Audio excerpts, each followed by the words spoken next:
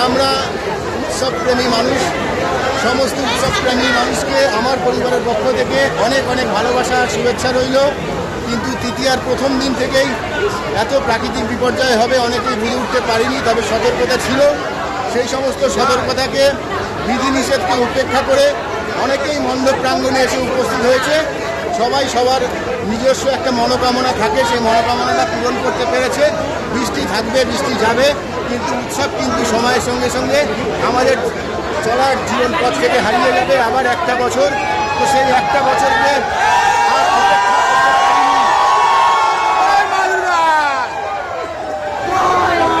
আমরা বাঙালি, এটাই তার প্রমাণ।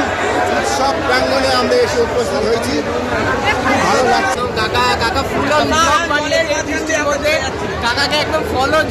আচ্ছা, এত বৃষ্টির মধ্যে এসে তুমি কি আনন্দ পাচ্ছ? আনন্দ তো পাচ্ছি, এটা একটা নতুন অনুভূতি। একদম একদম।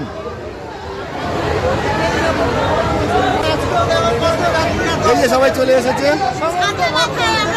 দেখো ছাতার বন্যা বয়ে গেছে। দর্শন করতে যতই বাইরে ঝড় বৃষ্টি হোক না কেন, বছরে একদিন ছাতা মাথা হলেও ঠাকুর দেখতে। আর বন্ধুরা, আমাকে একবার দেখে নাও, দেখো কি অবস্থায় আছি।